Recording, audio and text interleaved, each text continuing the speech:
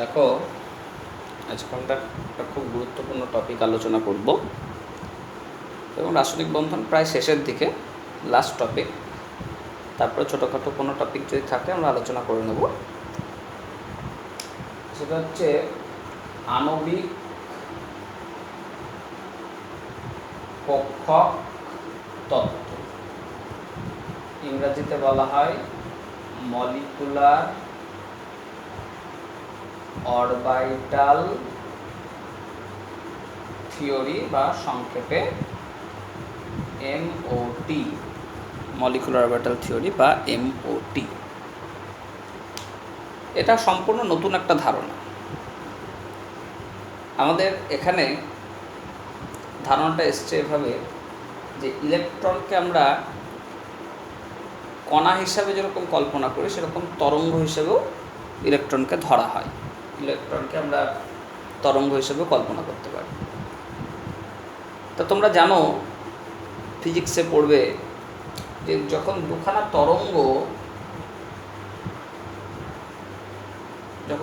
তরঙ্গ মধ্যে ইন্টারাকশান হয় তখন দুটো ঘটনা ঘটে।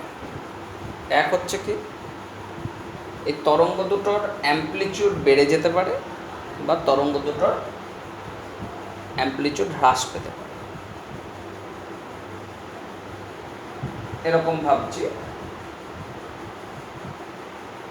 যে দুখানা তরঙ্গ জুড়ে গিয়ে এইরকম বড় তরঙ্গ তৈরি, দেখবে তোমরা সাউন্ড পড়বে যখন, তখন এরকম বিষয় আলোচনা করা হবে।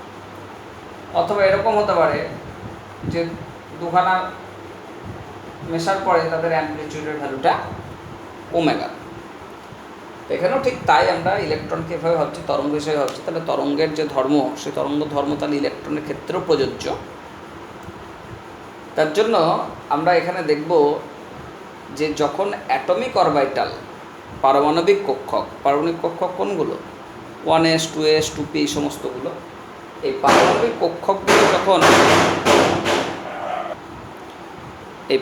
কক্ষকগুলো যখন নিজেদের মধ্যে কম্বিনেশন হবে তখন দেখা যাবে দুই ধরনের শক্তি স্তরে পরিণত হয়। দেখো কি বলতে চাইছে বিষয়টা।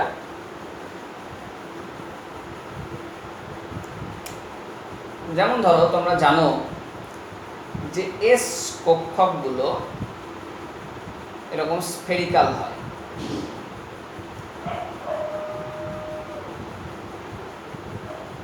এটা তুমি একটা 1s অরবিটাল বললে, আর এই ধরো আর একটা 1s অরবিটাল। তো বলা হচ্ছে কি, এরা যখন কম্বিনেশন হবে তখন দু রকমের ঘটনা ঘটতে পারে। এইটা একটা নিউক্লিয়াস, এটা একটা নিউক্লিয়াস। তো তাহলে দুটো পারমাণবিক কক্ষক, দুটো পরমাণুর ক্ষেত্রে বলা হচ্ছে। তাহলে এরা যখন একটা অণুর মধ্যে আসবে, পারমাণবিক কক্ষক থেকে আণবিক কক্ষক, তাহলে অণুর ক্ষেত্রে, তাহলে এরকম হতে পারে যে দুটো পরমাণুর নিউক্লিয়াসের মধ্যবর্তী স্থানে ইলেকট্রনের ঘনত্ব বেড়ে গেল।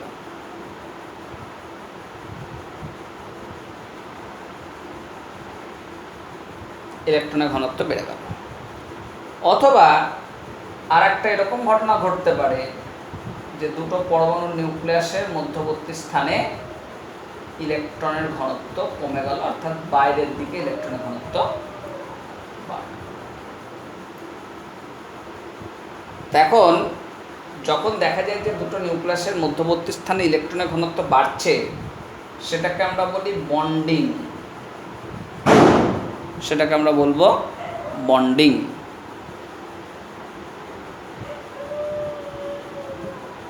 আর যখন দুটো নিউক্লিয়াসের মধ্যবর্তী স্থানে ইলেকট্রনের ঘনত্ব হ্রাস পাবে, সেটাকে আমরা বলবো অ্যান্টি বন্ডিং।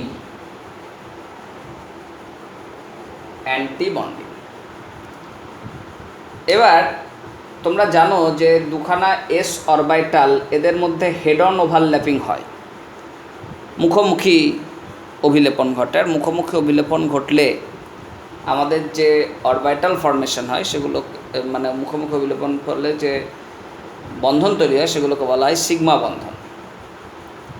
এখন এইখানে যে বন্ডিং, এটাকে আমরা বলবো, যেহেতু 1s এর কম্বিনেশনে তৈরি হয়েছে, এটাকে বলবো সিগমা 1s। আর এই অ্যান্টি বন্ডিংটা এটা 1s এর কম্বিনেশনে হয়েছে, তাহলে এটাকে বলবো সিগমা 1s স্টার। তাহলে কোথাও যদি স্টার চিহ্ন দেওয়া থাকে তার মানে বুঝবে সেটা হচ্ছে অ্যান্টি বন্ডিং, আর যদি স্টার না থাকে সেটা হচ্ছে বন্ডিং। আর যেখানে হেড অন ওভারল্যাপিং হবে সেটা হচ্ছে সিগমা বন্ডিং অথবা সিগমা অ্যান্টি বন্ডিং। তো 1s এর ক্ষেত্রে যেরকম হয়, 2s এর আকৃতিও একই রকম, স্ফেরিক্যাল। তাহলে 2s এর ক্ষেত্রে একই রকম কম্বিনেশন হতে পারে। তাহলে 2s এর ক্ষেত্রে যখন তোমার মুখোমুখি বিলোপন হচ্ছে, ইলেকট্রনের ঘনত্ব নিউক্লিয়াস দুটোর মাঝখানে বাড়ছে, তাহলে সেটাকেও বলবো বন্ডিং। আর যখন ইলেকট্রনের ঘনত্ব মাঝখানে কমে যাচ্ছে সেটাকেও বলবো কি তখন অ্যান্টি বন্ডিং। তাহলে এইগুলোকে তখন আমরা বলবো, যদি 2s কম্বিনেশনে হয় তাহলে সিগমা 2s আর sigma 2s star, sigma 2s আর সিগমা 2s স্টার। বুঝতে পারলাম? এবার দেখো 1s 2s এগুলোর ক্ষেত্রে এরকম ঘটনা দেখতে পাচ্ছি। এবার মাথায় রাখবে যে পি কক্ষক যদি নিই, পি এর ক্ষেত্রে আমরা 3 রকমের কক্ষক পাই। তোমরা জেনেছো px, py এবং pz। তা দেখা যায় যে pz কক্ষকগুলো, তাদের যদি দুখানা pz কক্ষকের কম্বিনেশন হয়, তা pz কক্ষক, এটাকে ধরে নাও z অ্যাক্সিস, তাহলে এটা pz। তাহলে আর একটা pz যখন আমি কম্বিনেশন করব,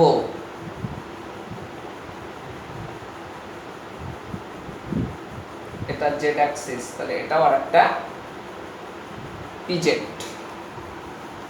তা এই pz কক্ষকগুলোর মধ্যে যখন কম্বিনেশন হয় তখন দেখা যায় হেড অন ওভারল্যাপিং হয়। তাহলে এক্ষেত্রেও 2 রকমের সম্ভাবনা তৈরি হবে। এক হচ্ছে দুখানা পরমাণুর নিউক্লিয়াসের মধ্যবর্তী অঞ্চলে ইলেকট্রনের ঘনত্ব বাড়ছে, অর্থাৎ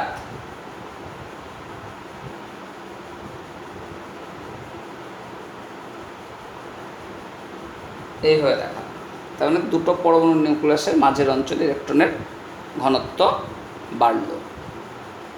আর একটা হবে কি, যে দুখানা পরমাণুর নিউক্লিয়াসের মধ্যবর্তী স্থানে ইলেকট্রনের ঘনত্ব হ্রাস পাচ্ছে, অর্থাৎ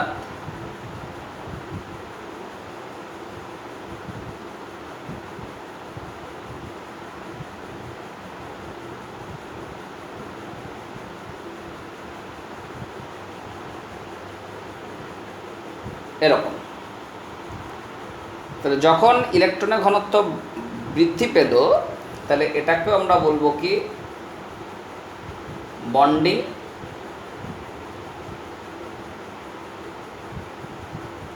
আর এটাকে বলবো অ্যান্টি বন্ডিং।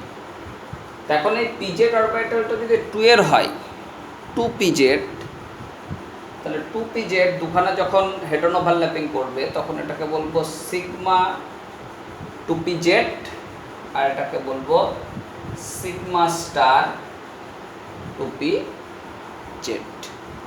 তাহলে pz অরবিটালগুলোর ক্ষেত্রে আমরা দেখতে পাচ্ছি হেড অন ওভারল্যাপিং। পুরোপুরি নতুন একটা ধারণা, একটু মনে রাখবে যে কেন, মানে কীভাবে আসছে স্ট্রাকচারগুলো। আস্তে আস্তে আমরা ডায়াগ্রাম দেখব, তখন বিষয়টা ক্লিয়ার হবে। তো যখন আমরা pz অরবিটালগুলোকে ওভারল্যাপিং করাচ্ছি তখন দেখছি কি বন্ডিং এবং অ্যান্টি বন্ডিং দুখানা শক্তি স্তর গঠন হচ্ছে।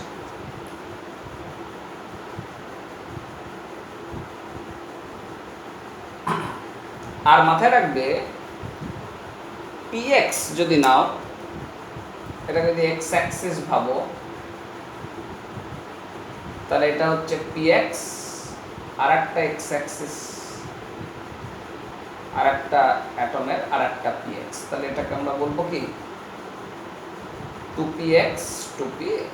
তাহলে এদের যখন কম্বিনেশন হচ্ছে তখন আমরা আবার দুটো রকমের শক্তি স্তর পাবো, কিন্তু মাথায় রাখবে px গুলোর ক্ষেত্রে হেড অন ওভারল্যাপিং হয় না, এদের ক্ষেত্রে যেটা হয় সেটা হচ্ছে সাইড ওয়াইজ ওভারল্যাপিং। তাহলে সাইড ওয়াইজ যদি ওভারল্যাপিং হয় তাহলে এক্ষেত্রে আমরা এরকম ঘটনা দেখতে পাবো যে দুটো পরমাণুর নিউক্লিয়াসের মধ্যবর্তী স্থানে ইলেকট্রনের ঘনত্ব বাড়ছে, এরকম সম্ভাবনা হতে পারে।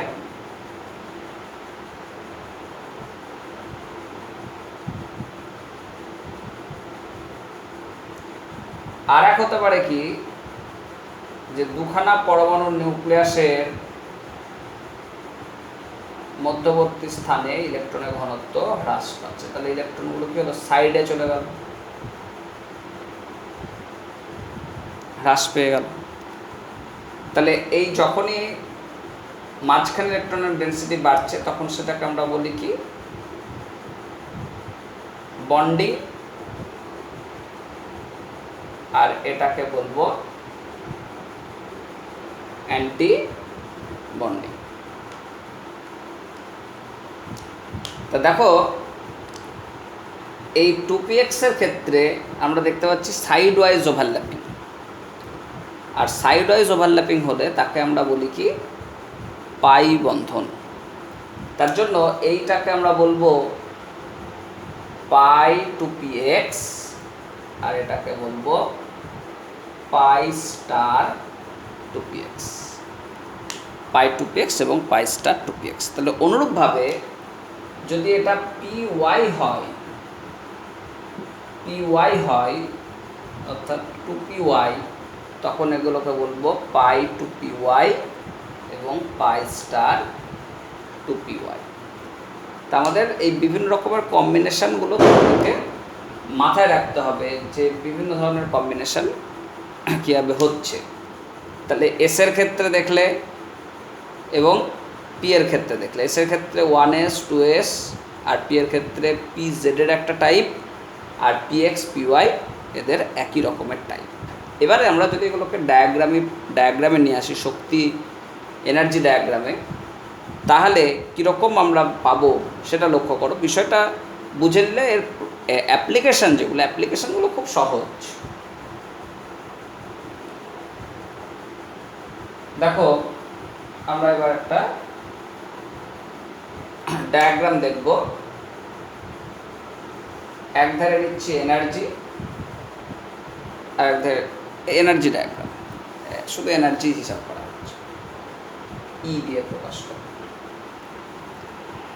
এখন এইখানে লিখলাম AO মানে কি অ্যাটমিক অরবিটাল, তার মানে পারমাণবিক কক্ষকগুলোকে আমরা পরপর শক্তি স্তর অনুযায়ী সাজাচ্ছি।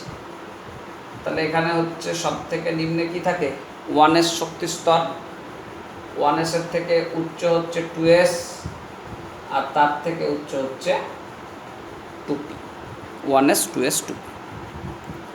তাহলে এটা একটা পরমাণুর যদি হয়, অপর একটা পরমাণুরও সেম 1s 2s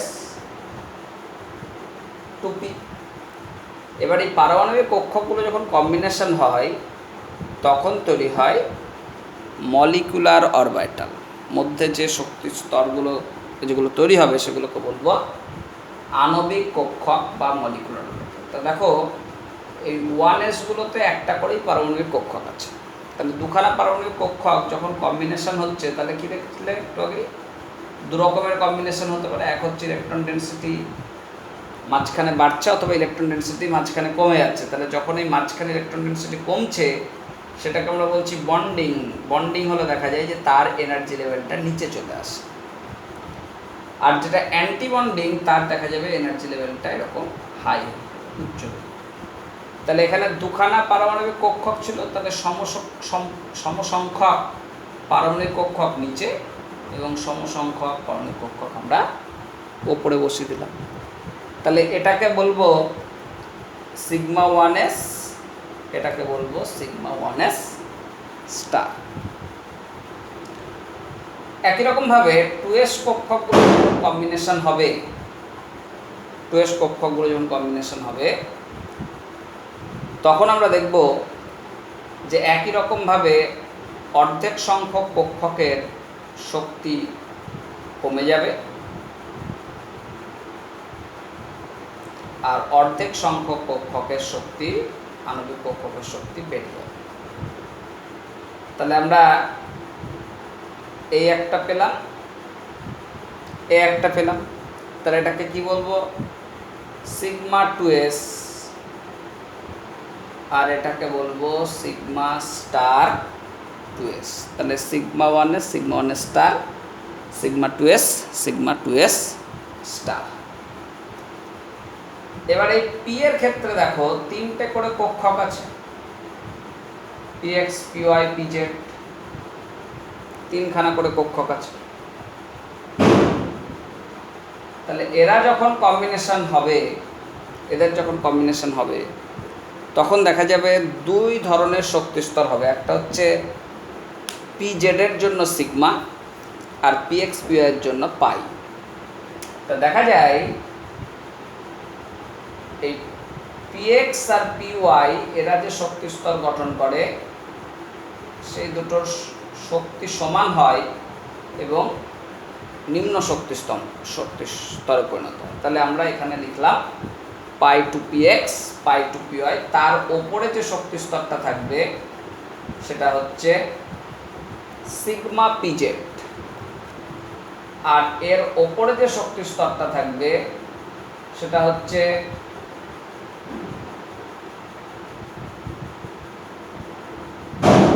পাই স্টার টু px এবং পাই স্টার টু py। আর তার ওপরে যে শক্তি স্তরটা একদম ওপরে থাকবে সেটা হচ্ছে সিগমা টু পি জেড। একটু নিচে করে দিই।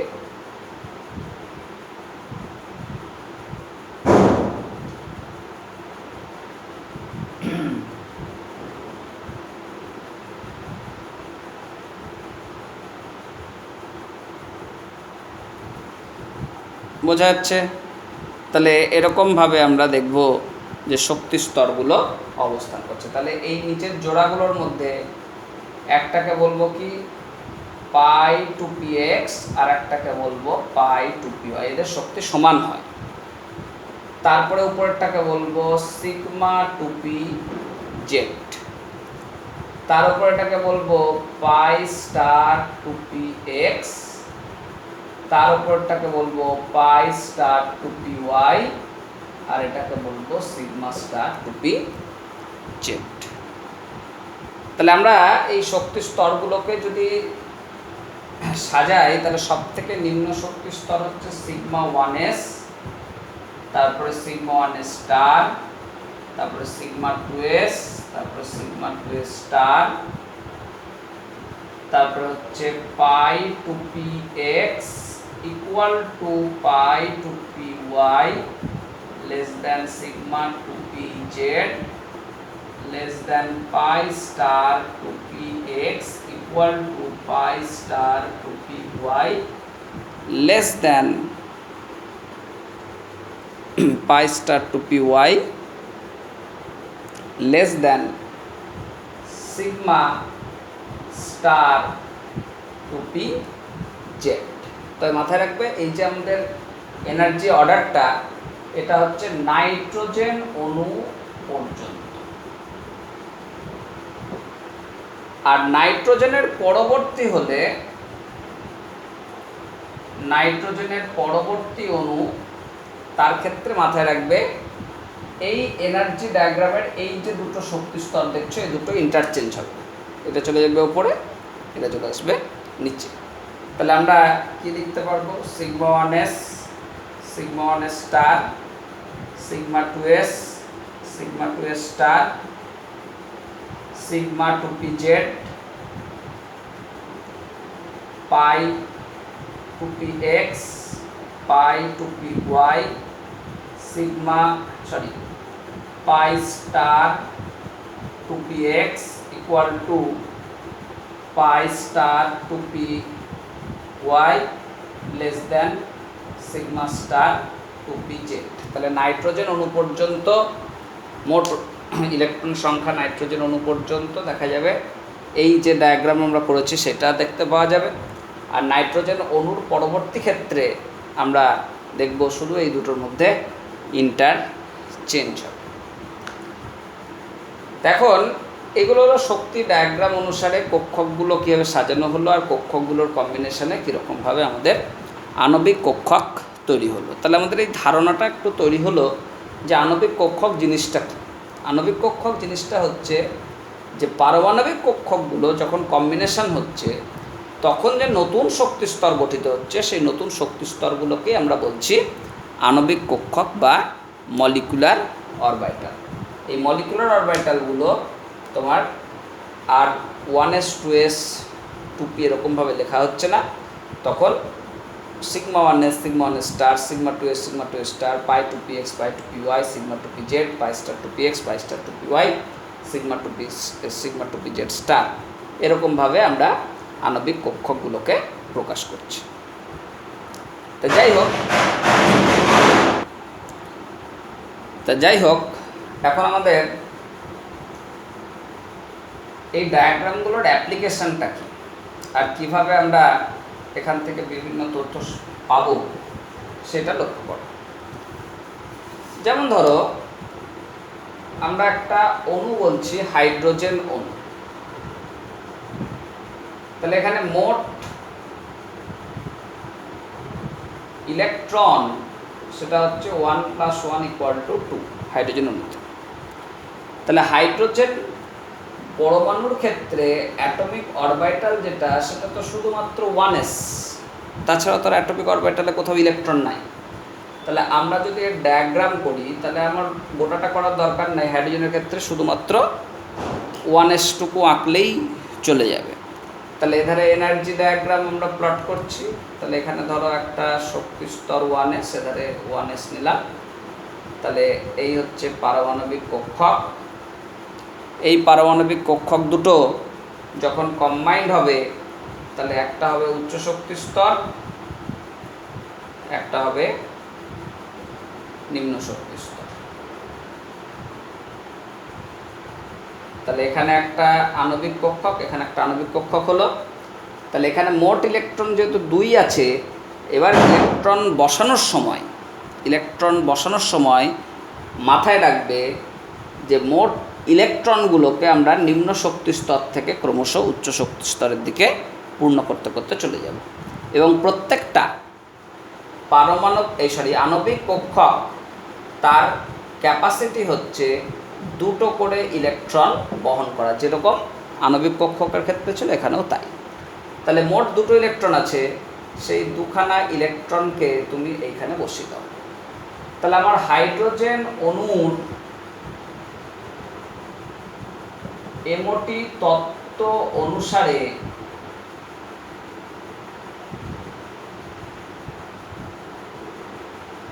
ইলেকট্রন বিন্যাস, এমওটি তত্ত্ব অনুসারে ইলেকট্রন বিন্যাস, তাহলে সেটা কি চলে আসবে সিগমা 1s 2। সিগমা 1s-এ 2খানা ইলেকট্রন আছে, তার জন্য লিখলাম সিগমা 1s 2, অন্য কোনো শক্তিস্তর ইলেকট্রন আর থাকছে না। তাহলে এখানে মোট 2খানা ইলেকট্রন ছিল, সেই 2খানা ইলেকট্রন এখন সিগমা 1s-এ অবস্থান করছে। এবং এখান থেকে একটা গুরুত্বপূর্ণ বিষয় মাথায় রাখবে যে এই আণবিক কক্ষকে কতগুলো ইলেকট্রন আছে সেই সংখ্যা বিচার করে আমরা তার বন্ধন ক্রম হিসাব করতে পারি। বন্ধন ক্রম ইংরেজিতে বলা হয় বন্ড অর্ডার। বন্ধন ক্রম এটা হিসাব করার ফর্মুলা হচ্ছে 1/2 bonding electron minus anti bonding electron. Bonding electron minus anti bonding electron. তাহলে এখানে আমরা হাইড্রোজেন অণুর ক্ষেত্রে যদি বন্ড অর্ডার দেখি তাহলে 1/2 দেখো বন্ডিংয়ে 2খানা আছে, অ্যান্টি বন্ডিংয়ে কোনো ইলেকট্রন নাই, তাহলে আমরা পেয়ে গেলাম কি 1/2 × 2 মানে বন্ড অর্ডার হচ্ছে 1। তাহলে হাইড্রোজেন অণুর বন্ড অর্ডার 1, সেটা আমরা এমনিও জানি, আবার এমও তত্ত্ব থেকেও হিসাব করা যাচ্ছে। এছাড়াও আরেকটা জিনিস মাথায় রাখবে, যদি এই শেষ যে ইলেকট্রন যেখানে প্রবেশ করবে, এখানে যেমন 1 এসেই, এই সিগমা 1 এসেই শেষ, অন্যান্য ক্ষেত্রে আস্তে আস্তে বাড়বে। তাই শেষ ইলেকট্রন যেটা, সেইখানে যদি সমস্ত ইলেকট্রন যুগ্ম অবস্থায় থাকে, তখন সেটাকে আমরা বলবো ডায়াম্যাগনেটিক। তোমরা ম্যাগনেটিজমের ধারণা জানো যে ডায়াম্যাগনেটিক আর প্যারাম্যাগনেটিক। তাহলে এখানে এমওটি থেকেও আমরা ব্যাখ্যা করতে পারি এরকমভাবে, যেটা সব থেকে শেষ যে শক্তিস্তর ইলেকট্রন প্রবেশ করেছে, সেইখানে দেখতে হবে ইলেকট্রন সংখ্যা যুগ্মভাবে আছে না অযুগ্মভাবে আছে। যদি যুগ্ম থাকে তাহলে সেটাকে বলবো ডায়াম্যাগনেটিক। তাহলে আমরা এখান থেকে বলতে পারি হাইড্রোজেন অণু ডায়াম্যাগনেটিক, হাইড্রোজেন অণু ডায়াম্যাগনেটিক। এবার দেখো আমরা আরো উদাহরণ নেব, আস্তে আস্তে উদাহরণ ছোট থেকে বড়র দিকে যাব। ধরো তোমাকে দিয়ে দেওয়া হলো এরকম H2+, তাহলে এখানে মোট ইলেকট্রন কত হবে? হাইড্রোজেন অণুর দুখানা ইলেকট্রন দেখেছো, প্লাসের জন্য একটা ইলেকট্রন কমে গেল, তাহলে একটা হয়ে গেল। তাহলে আমরা অ্যাটমিক অরবিটাল, সেখান থেকে তৈরি হচ্ছে মলিকুলার অরবিটাল, এই 1s শক্তি স্তর এনার্জি ডায়াগ্রাম প্লট করছি। তাহলে সেখানে দেখব কি এরকম দুখানা শক্তি স্তর গঠিত হবে, একটা নিম্ন শক্তি স্তর, একটা উচ্চ শক্তি স্তর। এটা হচ্ছে সিগমা 1s, এটা হচ্ছে সিগমা 1s স্টার। তাহলে এখানে মোট ইলেকট্রন একটা, তাহলে একখানা ইলেকট্রনকে কোথায় বসাবে? নিচেই বসিয়ে দাও, ওপরে তো যাবেই না। তাহলে এখানে তুমি যদি বন্ড অর্ডার ক্যালকুলেট করো, তাহলে 1/2 × 1 - 0। তাহলে এখান থেকে আমরা দেখতে পাচ্ছি বন্ড অর্ডার চলে আসলো 0.5। তাহলে দেখো H2+ বাস্তবে অস্তিত্ব আছে, কিন্তু বন্ড অর্ডার কত দেখাচ্ছে? 0.5, যেটা কিন্তু আগে যে আমরা তত্ত্ব জানতাম VBT, ভ্যালেন্স বন্ড থিওরি, সেই তত্ত্ব থেকে কিন্তু এই 0.5 অর্থাৎ হাফ বন্ড অর্ডার ব্যাখ্যা করার কোনো জায়গা ছিল না। তাহলে এই এমওটি তত্ত্বের এটাই গুরুত্ব যে তোমার অনেক অণু বা আয়ন যাদের ক্ষেত্রে হাফ বন্ড অর্ডার হয়, সেই বন্ড অর্ডারকেও ব্যাখ্যা করতে পারে, এবং অর্থাৎ তাদের অস্তিত্বকে ব্যাখ্যা করতে পারছে, যেটা ভিবিটি তত্ত্ব থেকে আমরা ব্যাখ্যা করতে পারতাম না।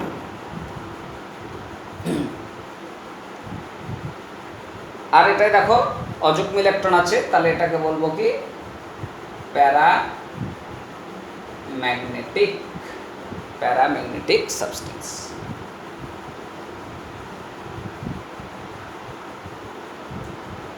নেক্সট দেখো, তোমাকে যদি বলা হয় H2 অণুর অস্তিত্ব আছে, ব্যাখ্যা করো।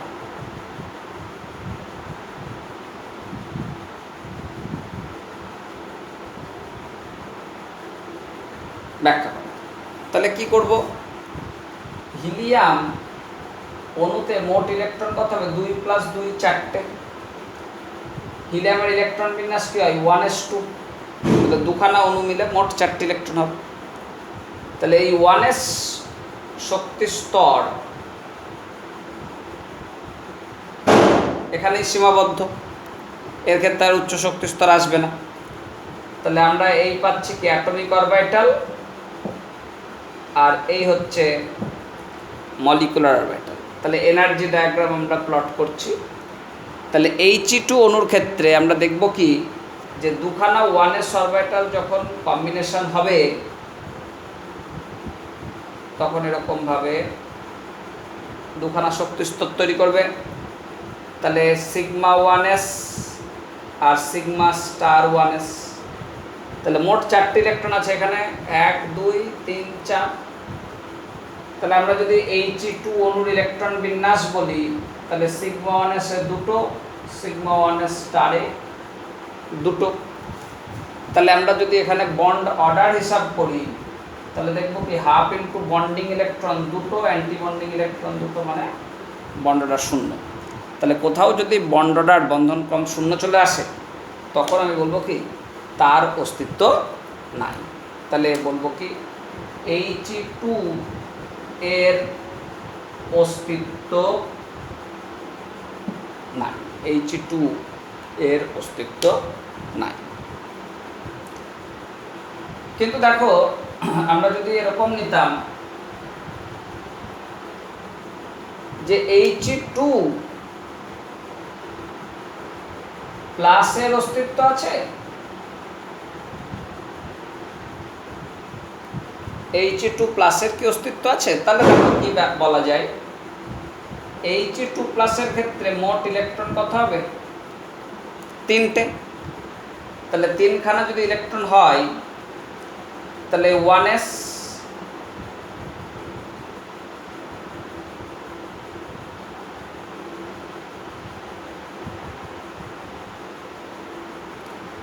তাহলে এখানে 1 2 3 হয়ে গেল। তাহলে মলিকুলার অরবিটাল আর এগুলো হচ্ছে অ্যাটমিক অরবিটাল। তাহলে আমরা যদি He2 প্লাস এর ইলেকট্রন বিন্যাস বলি তাহলে সিগমা 1 স্টার, এই সিগমা 1 2, সিগমা 1 স্টার 1। তাহলে আমরা বন্ড অর্ডার বলবো কি হাফ ইন্টু 2 মাইনাস 1, বন্ডিংয়ে দুটো, অ্যান্টি বন্ডিংয়ে একটা। তাহলে বন্ড অর্ডার হয়ে গেল কত 0.5। তাহলে আমরা এখান থেকে বলতে পারি He2 প্লাস আয়নের অস্তিত্ব আছে, অর্থাৎ He2 প্লাস আয়নের অস্তিত্ব আছে। তাহলে এভাবে আমরা বিভিন্ন অণুর বা আয়নের অস্তিত্ব আছে কিনা ব্যাখ্যা করতে পারছি। এবার আমরা একটু বড় উদাহরণে যাই যেখানে বেশি সংখ্যক ইলেকট্রন আছে। তাহলে এরকমভাবে লিথিয়াম, বেরিলিয়াম, এরকমভাবে Li2 আছে কিনা, Be2 আছে কিনা, Li2 প্লাস আছে কিনা, Be2 প্লাস আছে কিনা, এরকম বিভিন্নভাবে ব্যাখ্যা করা যায়। তা আমরা একটু লেন্দি উদাহরণ নিই, তাহলে সবগুলো একসঙ্গে কভার করতে পারবো। নাইট্রোজেন অণুর ক্ষেত্রে, নাইট্রোজেন অণুর ক্ষেত্রে মোট ইলেকট্রন কত হয়, মোট ইলেকট্রন হচ্ছে 7 প্লাস 7 সমান 14। আর নাইট্রোজেনের ইলেকট্রন বিন্যাস তোমরা জানো 1s2 2s2 2p3। তার মানে এখানে 3খানা শক্তি স্তরেরই প্রয়োজন পড়বে, 1s 2s এবং 2p। 1s 2s 2p, 1s 2s 2p energy diagram রাখলাম। 1s 2s 2 অ্যাটমিক অরবিটাল, আর মাঝখানে হচ্ছে মলিকুলার অরবিটাল। তাহলে এই 1s অরবিটালগুলো যখন কম্বাইন্ড হচ্ছে তাহলে এখানে একটা শক্তি স্তর,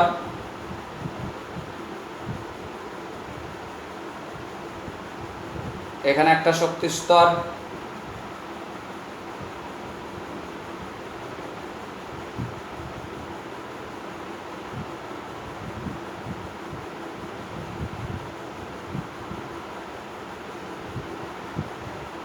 এরকমভাবে দেখালাম।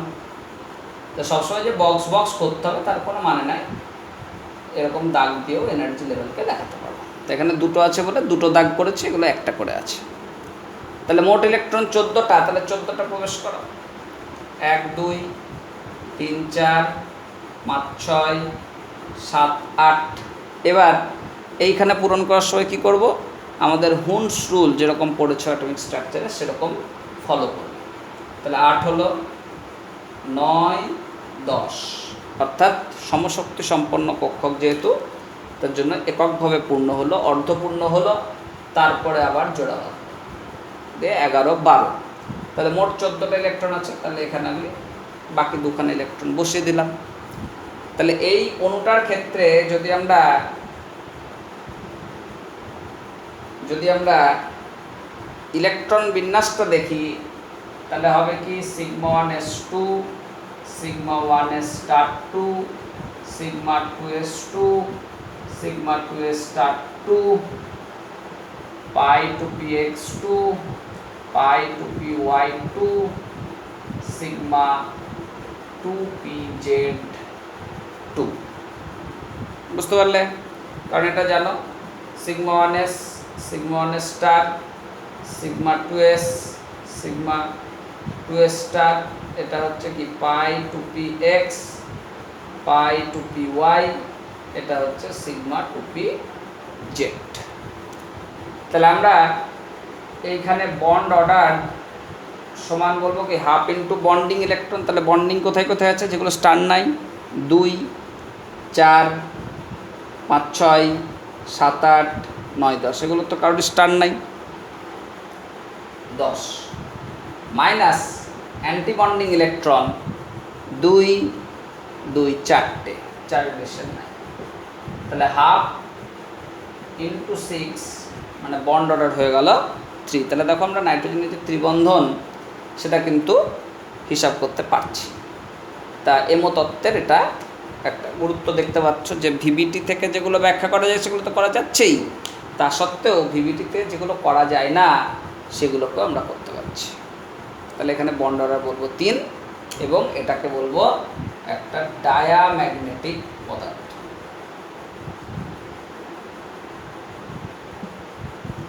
Diamagnetic substance. এবার তোমাকে বললো যে নাইট্রোজেন অণু না দিয়ে তোমাকে ধরো দিয়ে দিল N2 প্লাস, তাহলে এখানে মোট ইলেকট্রন কত হবে? 14 মাইনাস 1 13। আমি আর বারবার করবো না, এবার এই ডায়াগ্রাম থেকে কাজ করবো, তোমরা বুঝতে শিখেছো। তাহলে 14 থেকে 1 কমে 13 হলো, তাহলে 2, 4, 6, 8, 10, 12, তাহলে এই হয়ে গেল 13। তাহলে এর ক্ষেত্রে যদি বন্ড অর্ডার ক্যালকুলেট করো তাহলে হাফ ইন্টু 2, 4, 6, 8, 9 মাইনাস 4, তাহলে বন্ড অর্ডার হয়ে গেল 2.5। তোমাকে যদি N2 2 প্লাস বলে তাহলে মোট ইলেকট্রন কত হবে? 14 মাইনাস 2 12, তাহলে 12টা ইলেকট্রন মানে এখানেই শেষ হয়ে গেল। তাহলে বন্ড অর্ডার তখন কত আসবে? হাফ ইন্টু 2, 4, 6, 8 মাইনাস 4, তার মানে বন্ড অর্ডার হয়ে গেল 2। তাহলে N2 2 প্লাস, তার ক্ষেত্রে বন্ড অর্ডার বলছি 2। তোমাকে যদি বলা হয় N2 মাইনাস, তাহলে 14 প্লাস 1 মাইনাসের জন্য 1 বেড়ে গেল, তাহলে 15, 13, 14, 15 উপরে একটা চলে যাবে। তাহলে আমি যদি এক্ষেত্রে বন্ড অর্ডার বলি তাহলে সেটা কত আসবে? হাফ ইন্টু 2, 4, 6, 8, 10 মাইনাস অ্যান্টিবন্ডিং 2, 4 আর এই উপরের একটা 5, তাহলে এটাও আসলো 2.5। তোমাকে যদি N2 2 মাইনাস বলে তাহলে মোট ইলেকট্রন 14 মাইনাস 2, 14 প্লাস 2 মানে হয়ে গেল 16। তাহলে 2, 4, 6, 8, 10, 14, 10, 12, 13, 14, 15, 16, তাহলে ওপরে গিয়ে বসে গেল। তাহলে এক্ষেত্রে আমরা বন্ড অর্ডার পাবো কত? হাফ ইন্টু 10 মাইনাস 6, তার মানে 2, 2, 4, 6, 8, 10, 2, 4, 2, 6। তাহলে এরকমভাবে দেখো আমরা N2 plus, N2 2 plus, N2 minus, N2 2 minus এগুলো সবারই বন্ধন ক্রম এখান থেকে হিসাব করতে পারছি। তাহলে আমরা এই সবগুলোকে যদি বন্ধন ক্রম অনুযায়ী সাজাই, বন্ড অর্ডার এই অনুযায়ী যদি সাজানো হয় তাহলে দেখবেন নাইট্রোজেনের বন্ড অর্ডার সব থেকে বেশি আসছে 3। তারপরে কার আসছে? N2 প্লাস এবং N2 মাইনাস উভয় দেখো বন্ড অর্ডার 2.5 আছে। তারপরে কার আসবে N2 2 প্লাস আর N2 2 মাইনাস। তাহলে বন্ড অর্ডারের ক্রম হচ্ছে সবথেকে বেশি বন্ধন ক্রম নাইট্রোজেন অণুর, তারপরে N2 প্লাস আর N2 মাইনাসের সমান, আর তার থেকে কম হচ্ছে N2 2 প্লাস এবং N2 2 মাইনাস। আর যদি আমরা এগুলোকে বন্ধন দৈর্ঘ্য অনুযায়ী সাজাই, বন্ড লেন্থ অনুযায়ী যদি সাজানো হয়, তাহলে দেখা যাবে কি বন্ড অর্ডারের উল্টো অর্ডার আসবে। অর্থাৎ মাথায় রাখবে যেখানে বন্ধন ক্রম বেশি সেখানে বন্ধন দৈর্ঘ্য কম হবে। বেশি বন্ড হলেই কাছাকাছি চলে আসে অ্যাটমগুলো, অ্যাট্রাকশন ফোর্স বেশি কাজ করছে, তাই কাছাকাছি চলে আসছে, তাহলে বন্ড লেন্থটা ছোট হচ্ছে। বন্ড অর্ডার যত কমবে তত তারা দূরে সরে যাবে, আকর্ষণ বল হ্রাস পাবে, তার জন্য দূরে সরে যাবে। তাহলে বন্ড লেন্থের ক্ষেত্রে অর্ডারটা হবে N2 2 plus equal to N2 2 minus, N2 plus equal to N2 minus আর N2। তাহলে নাইট্রোজেনের এই বিষয়টা একটু লক্ষ্য রেখো, খুব গুরুত্বপূর্ণ বিষয়, পরীক্ষাতে আসে, জয়েন্টে আসে, মেডিকেলের এক্সামেও এই 2020-তে যেটা হলো সেটাতে এসছে এখান থেকে একটা প্রশ্ন, খুব গুরুত্বপূর্ণ। ভবিষ্যতে তোমরা যে কোনো কম্পিটিটিভ এক্সামে যাবে এখান থেকে প্রশ্ন আসার খুব সম্ভাবনা থাকে। অ্যাপ্লিকেশানটা খুব সহজ, শুধু তত্ত্বটা নতুন, সেটা একটু নতুনভাবে ভেবে নিতে হবে, এই শক্তি ক্রমগুলোকে মাথায় রাখতে হবে। আমরা আর একটা অণুর ক্ষেত্রে উদাহরণটা দেখি।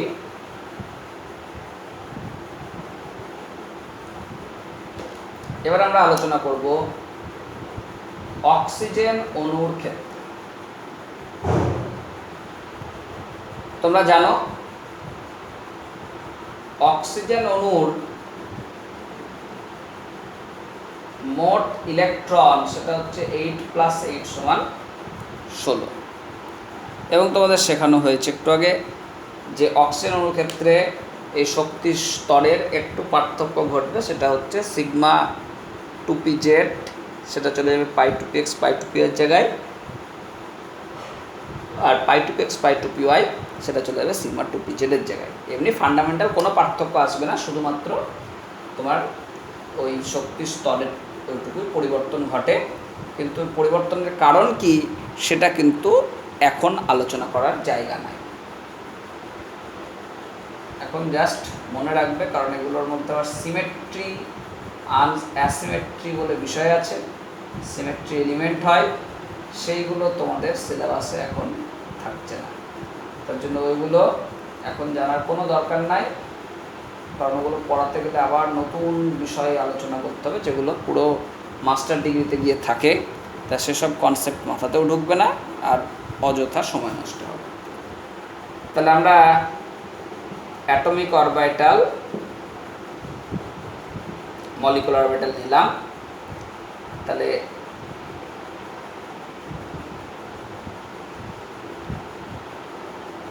ছবিটা এঁকে নিই।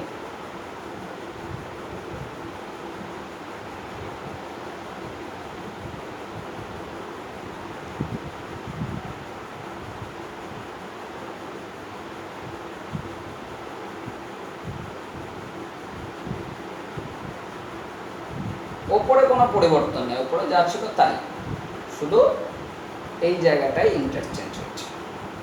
তাহলে অক্সিজেন অণুর ক্ষেত্রে আমরা যদি ইলেকট্রনগুলোকে প্রবেশ করাই 1 2 3 4 5 6 7 8 9 10 11 12 13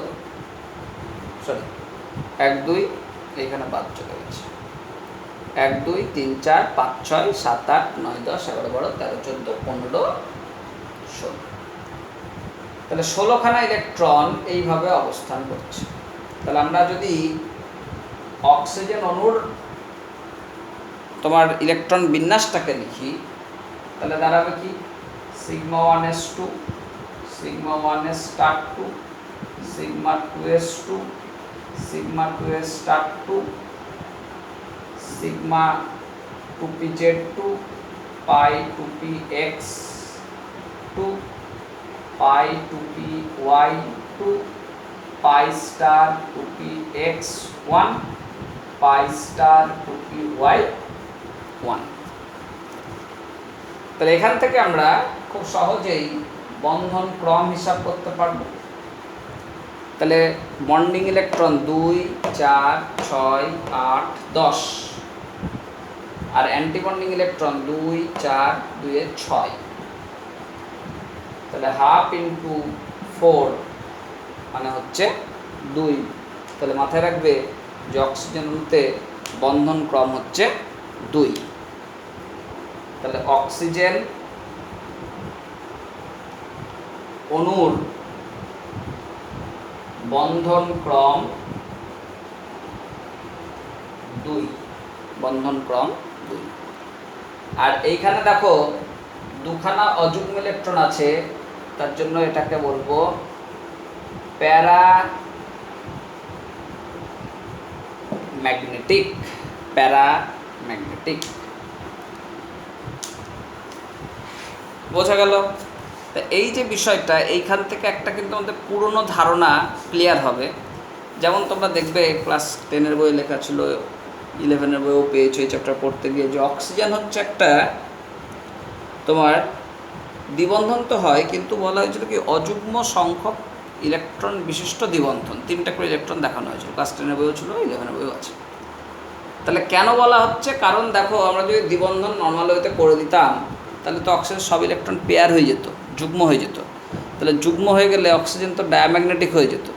কিন্তু অক্সিজেন আসলে কি প্যারাম্যাগনেটিক। এই যে অযুগ্ম ইলেকট্রন আছে দুখানা, সেই জন্য প্যারাম্যাগনেটিক সাবস্টেন্স, অর্থাৎ চৌম্বক ক্ষেত্রে নিয়ে গেলে এরা চৌম্বক ক্ষেত্র দ্বারা আকৃষ্ট হয়। সেই ধর্মটাকে আমরা ওরকমভাবে যদি ডবল বন্ড করতে গিয়ে যেমন CO2-তে আমরা করি, ওরকমভাবে যদি ডবল বন্ড করে দিতাম তাহলে কী হতো, ওর ক্ষেত্রে প্যারাম্যাগনেটিক ধর্মটাকে ব্যাখ্যা করা যেত না। তার জন্য দেখবে অক্সিজেন অণুর ক্ষেত্রে যে বন্ধন দেখানো হয়, তোমরা ক্লাস 10-এর বইয়ে দেখেছো, 11 দেখেছো, তখন দেখবে এই বন্ধনগুলোতে 3টে করে ইলেকট্রন বসিয়ে দেওয়া হয়েছে। তার মানে কি অযুগ্ম ইলেকট্রন দেখানো হচ্ছে, কিন্তু ব্যাখ্যা করা যায় না। ব্যাখ্যাটা তোমার এই এমওটি থেকে এসছে, তো সেই জন্য এতদিন কিন্তু আমরা ওর ব্যাখ্যা বলতে পারিনি। তো এখন আমরা মাথায় রাখবো যে অক্সিজেন অণুর বন্ধন ক্রম হচ্ছে 2, আর অক্সিজেন অণু হচ্ছে একটা প্যারাম্যাগনেটিক সাবস্টেন্স। এবার দেখো আমরা অক্সিজেনের বিভিন্ন আয়নের ক্ষেত্রে হিসাব করতে পারবো, যেরকম নাইট্রোজেনের বিভিন্ন আয়নের ক্ষেত্রে হিসাব করলাম। হিসাব করো, ধরো তুমি নিলে O2+, 16 - 1 মানে 15, তাহলে এই ওপর থেকে একটা ইলেকট্রন বাদ দিই। তাহলে এক্ষেত্রে বন্ড অর্ডার কত আসবে? Half into 10 - 5, 2.5। O2 2+ করো, তাহলে 16 - 2 মানে হচ্ছে 14। তাহলে বন্ড অর্ডার কত আসবে? হাফ ইন্টু 10 - 4, এখান থেকে একটা ইলেকট্রন কমিয়ে দাও। তাহলে দেখো 2, 4, 6, 8, 10, আর এই দুটো অ্যান্টিবন্ডিং। তাহলে এক্ষেত্রে বন্ড অর্ডার হয়ে গেল 3। তুমি যদি O2 মাইনাস করো তাহলে কত আসবে? 16 + 1, 17। তাহলে 14, 15, 16, 17। তাহলে বন্ড অর্ডার আসবে হাফ ইন্টু 10 - 7 মানে হচ্ছে 1.5। আর যদি O2 2- করো তাহলে হবে 16 + 2, 18।